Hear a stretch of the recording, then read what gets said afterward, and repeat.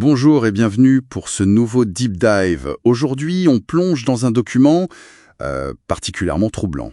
Journal d'un tueur, rédigé par l'ancien policier et tueur en série Gérard Schaffer. Notre question, au fond, c'est comment un livre peut-il devenir une arme? Une extension de l'acte criminel lui-même. On va explorer ça avec le concept d'abjection. C'est une excellente façon de poser le problème, oui.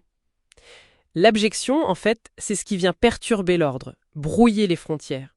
Et c'est exactement ce que fait Schaffer. Il utilise l'écriture pour mélanger la réalité de ses crimes avec ses fantasmes. Du coup, le texte, c'est plus un souvenir, c'est une performance qui prolonge sa domination sur tout le monde, bien après sa capture. Alors, le premier élément, le truc qui choque d'emblée, c'est que Gérard Schaffer était policier. Il a utilisé son uniforme, le symbole même de la protection, comme un outil. Pour piéger ses proies. Exactement. Souvent des autostoppeuses. C'est la trahison ultime du pacte social, en fait. Et cette trahison, elle continue dans le livre.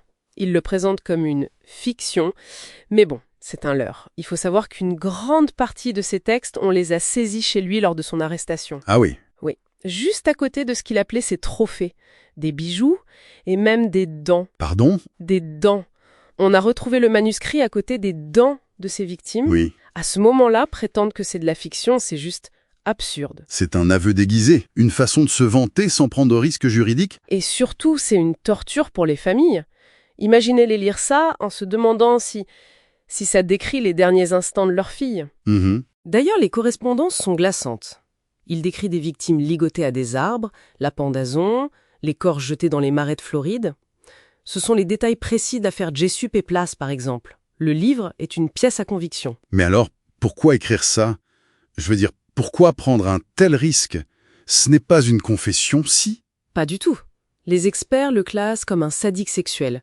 Pour lui, écrire, c'est revivre l'excitation du meurtre. Il ne cherche absolument pas la pitié. Il veut que le lecteur partage son plaisir sadique. Le livre est un dispositif pour sa propre jouissance. C'est une pensée terrible. Le lecteur devient une sorte de complice involontaire de son rituel.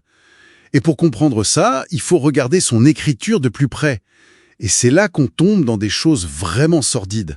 D'abord, il y a cette misogynie radicale. Oui, il classe les femmes en deux catégories. Il y a les mères, intouchables, et les putes qui, selon lui, méritent la mort.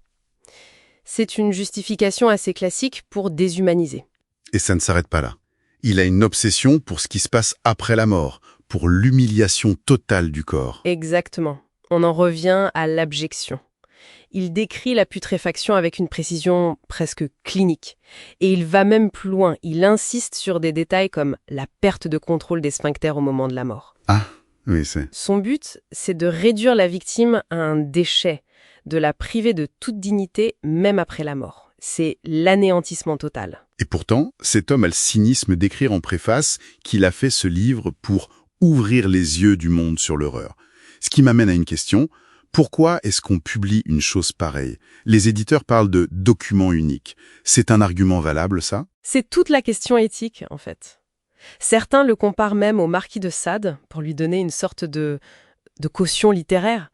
Mais le risque en faisant ça, c'est de transformer un tueur en auteur maudit, c'est de lui donner exactement le statut qu'il recherchait. On participe à sa starification. D'accord. Donc, si on résume, l'idée la plus forte, c'est que ce livre, ce n'est pas un récit sur le crime, c'est la continuation du crime. C'est une arme psychologique qui continue de faire des victimes. Absolument. Et ça nous laisse avec une pensée, une question pour la suite. L'analyse de ce texte conclut que sa seule valeur, c'est de prouver que le mal absolu peut exister. Alors la question se pose, pour comprendre le mal, est-ce qu'on doit vraiment lui donner une tribune, au risque de tomber dans son piège narcissique, ou est-ce que certaines portes, une fois qu'on sait ce qu'il y a derrière, devraient simplement rester fermées?